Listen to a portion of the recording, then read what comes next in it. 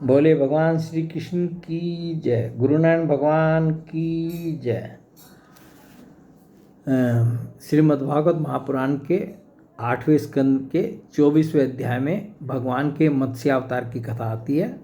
इस अध्याय को हम पूर्ण रूप से पूरा पढ़ेंगे। राजा परीक्षित ने पूछा, भगवान के कर्म बड़े अद्भुत हैं। उन्होंने एक बार अपनी योग माया से मत्स्यावतार धारण करके बड़ी सुंदर लीला की थी।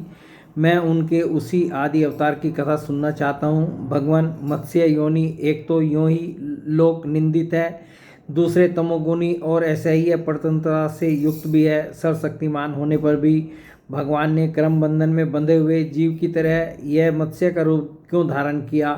भगवान महात्माओं के कीर्तनीय है। भगवान का चरित्र समस्त प्राणियों को सुख देने वाला है। आप कृपा करके उनकी वह सब लीला हमारे सामने पूर्ण रूप से वर्णन कीजिए। तो राजा परीक्षित ने सुखदेव जी से ये सब कहा।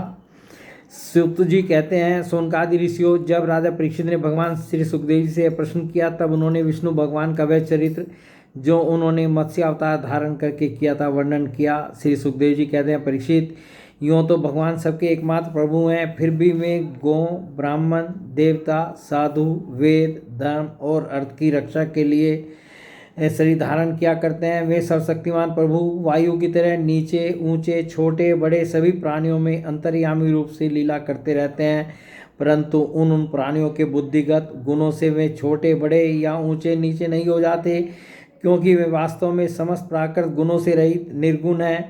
परीक्षित, पिछले कल्प के अंत में ब्रह्मा जी के सो जाने के कारण ब्राह्य नामक नैमित्तिक प्रलय हुआ था। उस समय भूलोक आदि सारे लोग समुद्र में डूब गए थे। प्रलय काल आ जाने के कारण ब्रह्मा जी को नींद आ रही थी, वे सोना चाहते थे। उसी समय वेद उनके मुख से निकल पड़े और उनके पास ही रहने वाले हैग्रीव नामक बलि दैत्य ने उन्हें योग बल से चुरा लिया। सर्वशक्तिमान भगवान श्री हरि ने दानवराज हैग्रीव की यह चेष्टा जान ली, इसलिए उन्होंने मत्स्य अवतार ग्रहण किया। तो भगवान का मत्स्य अवतार ग्रहण करने का जो उद्देश्य था वो हम लोगों ने जान लिया कि दानवराज हैग्रीव ने जो है जो वेद जो है ब्रह्मा जी के मुख से निकल पड़े थे उनको चुरा लिया था, और उन्हीं को जो है लेने के लिए भगवान ने जो है उनको मत्स्य अवतार ग्रहण करना पड़ा। परीक्षित, उस समय सत्यव्रत नाम के एक बड़े उदार और भगवत प्राण राजर्षि केवल जल पीकर तपस्या कर रहे थे।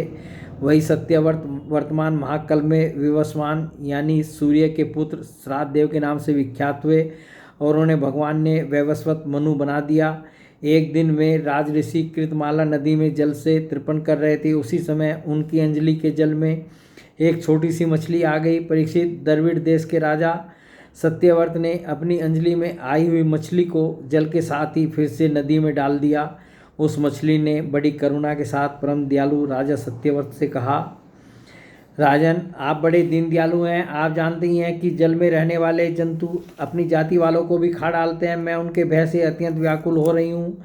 आप मुझे फिर इसी नदी के जल में क्यों छोड़ रहे हैं। राजा सत्यव्रत को इस बात का पता नहीं था कि स्वयं भगवान मुझ पर प्रसन्न होकर कृपा करने के लिए मछली के रूप में पधारे हैं, इसलिए उन्होंने उस मछली की रक्षा का मन ही मन संकल्प किया। राजा सत्यव्रत ने कि ये मछली जो है मेरे शरणागत है, मुझे इसकी रक्षा करनी चाहिए। राजा ने मन ही मन सोचा, परंतु ये नहीं पता था राजा को ये मछली नहीं है, ये मत्स्य नहीं है, ये भगवान है। राजा सत्यव्रत ने उस मछली की अत्यंत दीनता से भरी बात सुनकर बड़ी दया से उसे अपने पात्र के जल में रख लिया और अपने आश्रम पर ले आए। आश्रम पर लाने के बाद एक ही रात में वह मछली उस कमंडलू में इतनी बढ़ गई कि क्षमा करें कि उसमें उसके लिए स्थान ही न रहा। उस समय मछली ने राजा से कहा, अब तो इस कमंडलू में मैं कष्टपूर्वक भी नहीं रह सकती, अतः मेरे लिए कोई बड़ा सा स्थान नियत कर दे जहाँ मैं सुखपूर्वक रह सकूँ। राजा सत्यव्रत ने मछली को कमंडलू से निकालकर एक बहुत बड़े पानी के मटके में रख दिया, परंतु वहाँ डालने पर वह मछली 2 ही घड़ी में 3 हाथ बढ़ गई। फिर उसने राजा सत्यव्रत से कहा, राजन, अब यह मटका भी मेरे लिए पर्याप्त नहीं है, इसमें मैं सुखपूर्वक नहीं रह सकती। मैं तुम्हारी शरण में हूँ, इसलिए मेरे रहने योग्य कोई बड़ा सा स्थान मुझे दो। परीक्षित, सत्यव्रत ने वहाँ से उस मछली को उठाकर एक सरोवर में डाल दिया। परंतु वह थोड़ी ही देर में इतनी बढ़ गई कि उसने एक महामत्स्य का आकार धारण कर उस सरोवर के जल को घेर लिया और कहा, राजन, मैं जलचर प्राणी हूँ। इस सरोवर का जल भी मेरे सुखपूर्वक रहने के लिए पर्याप्त नहीं है, इसलिए आप मेरी रक्षा कीजिए और मुझे किसी अगाध सरोवर में रख दीजिए। और राजा सत्यव्रत जो है, जो भी वो प्रयत्न कर सकते थे वो बेचारे सब प्रयत्न करते जा रहे हैं। और जब तक आदमी अपने प्रयत्नों से हार नहीं मान लेता और हार मान करके जो है शरणागत नहीं हो जाता, तब तक भगवान भी जो है कुछ बोलते नहीं हैं। भगवान भी तभी जो है अपनी वाणी को खोलते हैं। तो मत्स्य भगवान के इस प्रकार कहने पर वे एक एक करके उन्हें कई अटूट जल वाले सरोवरों में ले गए, परंतु जितना बड़ा सरोवर होता उतने ही बड़े वे बन जाते। अंत में उन्होंने उन लीला मत्स्य को समुद्र में छोड़ दिया। तो जहाँ जहाँ वो ले जाते थे उससे बड़े वो बन जाते थे और जो है अंत में जो उन्होंने उनको समुद्र में छोड़ दिया। समुद्र में डालते समय मत्स्य भगवान ने सत्यव्रत से कहा, वीर, समुद्र में बड़े बड़े बलि मगर आदि रहते हुए मुझे खा जाएंगे, इसलिए आप मुझे समुद्र के जल में मत छोड़िए। मत्स्य भगवान ने ये सत्यव्रत जी को जो है ये फिर कह दिया। मत्स्य भगवान की यह मधुर वाणी सुनकर राजा सत्यव्रत मोह मुग्ध हो गए। अब वो समझ गए कि भैया जो है अब जो है ये कोई मत्स्य नहीं है, कोई मछली नहीं है ये। उन्होंने कहा, मत्स्य का रूप धारण करके मुझे मोहित करने वाले आप कौन हैं? आपने एक ही दिन में 400 कोस के विस्तार का सरोवर घेर लिया। आज तक ऐसी शक्ति रखने वाला जलचर जीव तो न मैंने कभी देखा है और न सुना ही था। अवश्य ही आप साक्षात सर्वशक्तिमान, सर्वंतर्यामी, अविनाशी श्रीहरि हैं। जीवों पर अनुग्रह करने के लिए ही आपने जलचर का रूप धारण किया है। पुरुषोत्तम, आप जगत की उत्पत्ति, स्थिति और प्रलय के स्वामी हैं। आपको मैं नमस्कार करता हूँ। प्रभो, हम शरणागत भक्तों के लिए आप ही आत्मा और आश्रय हैं। यद्यपि आपके सभी लीलावतार प्राणियों के अभ्युदय के लिए ही होते हैं, तथापि मैं जानना चाहता हूँ कि आपने यह रूप किस उद्देश्य से ग्रहण किया है। कमल नयन प्रभो, जैसे देह आदि अनात्म पदार्थों में अपनेपन का अभिमान करने वाले संसारी पुरुषों का आश्रय व्यर्थ होता है, उस प्रकार आपके चरणों की शरण तो व्यर्थ हो ही नहीं सकती, क्योंकि आप सबके अहेतुक प्रेमी, परम प्रियतम और आत्मा हैं। आपने इस समय जो रूप धारण करके हमें दर्शन दिया है वह बड़ा ही अद्भुत है। श्री सुखदेव जी कहते हैं, परीक्षित, भगवान अपने अनन्य प्रेमी भक्तों पर अत्यंत प्रेम करते हैं। जब जगतपति मत्स्य भगवान ने अपने प्यारे भक्त राज ऋषि सत्यव्रत की प्रार्थना सुनी तो उनका प्रिय और हित करने के लिए, साथ ही कल्पांत के प्रलयकालीन समुद्र में विहार करने के लिए उनसे कहा। तो जब भगवान की मत्स्य भगवान की जो है राजा सत्यव्रत ने स्तुति की और शरणागत होकर के उनसे जो है इस प्रकार प्रार्थना की, तो उन्होंने जो है भगवान ने कहा, श्री भगवान ने कहा, सत्यव्रत, आज से 7वें दिन भूलोक आदि तीनों लोग प्रलय के समुद्र में डूब जाएंगे। उस समय जब तीनों लोग प्रलय काल की जलराशि में डूबने लगेंगे, तब मेरी प्रेरणा से तुम्हारे पास एक बहुत बड़ी नौका आएगी। उस समय तुम समस्त प्राणियों के सूक्ष्म शरीरों को लेकर सप्तऋषियों के साथ उस नौका पर चढ़ जाना और समस्त धान्य तथा छोटे बड़े अन्य प्रकार के बीजों को साथ रख लेना। उस समय सब और एकमात्र महासागर लहराता होगा, प्रकाश नहीं होगा। केवल ऋषियों की दिव्य ज्योति के सहारे ही बिना किसी प्रकार की विकलता के तुम उस बड़ी नाव पर चढ़कर चारों ओर विचरण करना। जब प्रचंड आंधी चलने के कारण नाव डगमगाने लगे, तब मैं इसी रूप में वहां आ जाऊंगा और तुम लोग वासुकी नाग के द्वारा उस नाव को मेरे सींग में बांध देना। सत्यव्रत, इसके बाद जब तक ब्रह्मा जी की रात रहेगी तब तक मैं ऋषियों के साथ तुम्हें उस नाव में बैठाकर उससे खींचता हुआ समुद्र में विचरण करूंगा। उस समय जब तुम प्रश्न करोगे तब मैं तुम्हें उपदेश दूंगा। मेरे अनुग्रह से मेरी वास्तविक महिमा, जिसका नाम परब्रह्म है, तुम्हारे हृदय में प्रकट हो जाएगा और तुम उसे ठीक ठीक जान लोगे। भगवान राजा सत्यव्रत को यह आदेश देकर अंतर्ध्यान हो गए। अतः जब अब राजा सत्यव्रत उसी समय की प्रतीक्षा करने लगे जिसके लिए भगवान ने आज्ञा दी थी। कोसों का अग्रभाग पूर्व की ओर करके राज ऋषि सत्यव्रत उन पर पूर्वोत्तर मुख से बैठ गए और मत्स्य रूप भगवान के चरणों का चिंतन करने लगे। इतने में ही भगवान का बताया हुआ वह समय आ पहुंचा। राजा ने देखा कि समुद्र अपनी मर्यादा छोड़कर बढ़ रहा है। प्रलय काल के भयंकर मेघ वर्षा करने लगे। देखते ही देखते सारी पृथ्वी डूबने लगी। तब राजा ने भगवान की आज्ञा का स्मरण किया और देखा कि नाव भी आ गई है। तब वे धान्य तथा अन्य बीजों को लेकर सप्तऋषियों के साथ उस पर सवार हो गए। सप्तऋषियों ने बड़े प्रेम से राजा सत्यव्रत से कहा, राजन, तुम भगवान का ध्यान करो, वे ही हमें इस संकट से बचाएंगे और हमारा कल्याण करेंगे। उनकी आज्ञा से राजा ने भगवान का ध्यान किया। उसी समय उस महान समुद्र में मत्स्य के रूप में भगवान प्रकट हुए। मत्स्य भगवान का शरीर सोने के समान देदीप्यमान था और शरीर का विस्तार था 4 लाख कोस। उनके शरीर में एक बड़ा भारी सिंह भी था। भगवान ने पहले जैसी आज्ञा दी थी उनके अनुसार वह नौका वासुकी नाग के द्वारा भगवान के सिंह में बांध दी गई और राजा सत्यव्रत ने प्रसन्न होकर भगवान की स्तुति की। राजा सत्यव्रत ने कहा, प्रभु, संसार के जीवों का आत्मज्ञान अनादि अविद्या से ढक गया है। इसी कारण वे संसार के अनेक क्लेशों के भार से पीड़ित हो रहे हैं। अब जब अनायास ही आपके अनुग्रह से वे आपकी शरण में पहुंच जाते हैं तब आपको प्राप्त कर लेते हैं। इसलिए हमें बंधन से छुड़ाकर वास्तविक मुक्ति देने वाले परम गुरु आप ही हैं।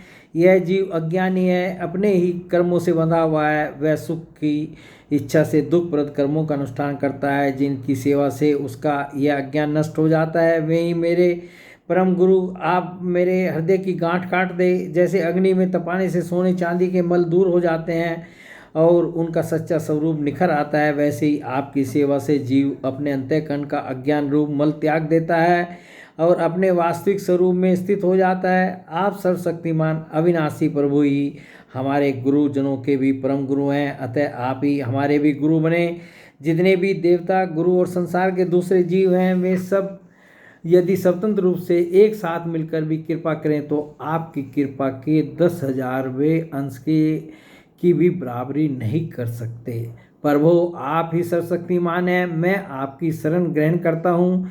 जैसे कोई अंधे कोई अपना पथ प्रदर्शक बना ले, वैसे ही अज्ञानी जीव अज्ञानी कोई अपना गुरु बनाते हैं। आप सूर्य के समान स्वयं प्रकाश और समस्त इंद्रियों के प्रेरक हैं। हम आत्म तत्व के जिज्ञासु आपको ही गुरु के रूप में वर्णन करते हैं। अज्ञानी मनुष्य अज्ञानियों को जिस ज्ञान का उपदेश करता है वह तो अज्ञानी है। उसके द्वारा संसार रूप घोर अंधकार की अधिकाधिक प्राप्ति होती है, परंतु आप तो उस अविनाशी और अमोघ ज्ञान का उपदेश करते हैं जिससे मनुष्य अनायास ही अपने वास्तविक स्वरूप को प्राप्त कर लेता है। आप सारे लोक के सुहृद, प्रियतम, ईश्वर और आत्मा हैं। गुरु, उसके द्वारा प्राप्त होने वाला ज्ञान और अभिष्ट की सिद्धि भी आपका ही स्वरूप है। फिर भी कामनाओं के बंधन में जकड़े जाकर लोग अंधे हो रहे हैं।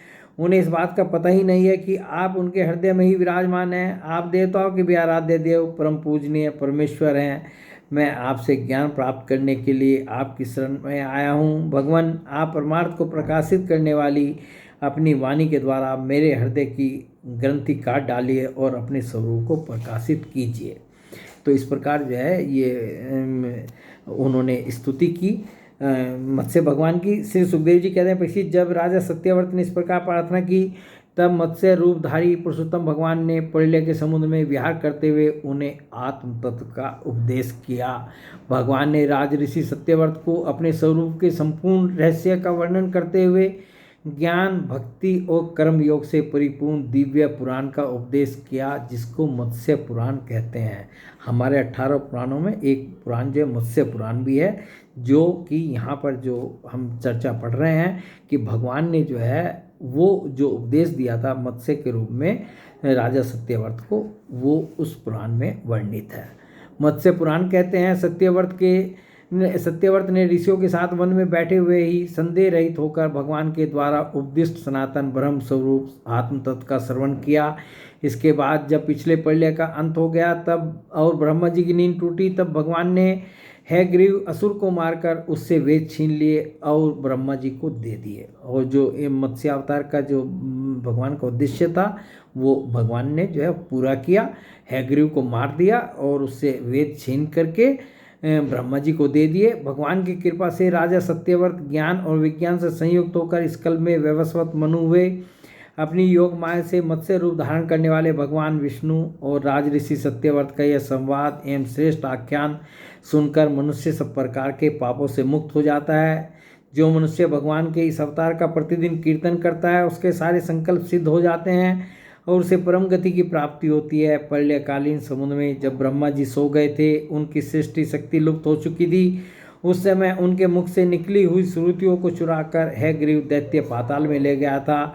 भगवान ने उसे मारकर वे श्रुतियाँ ब्रह्मा जी को लौटा दी एवं सत्यव्रत तथा सप्त ऋषियों को ब्रह्म तत्व का उपदेश किया। उन समस्त जगत के परम कारण लीला मत्स्य भगवान की मैं नमस्कार करता हूँ। बोलिए भगवान श्री कृष्ण की जय। गुरु नानक भगवान की जय।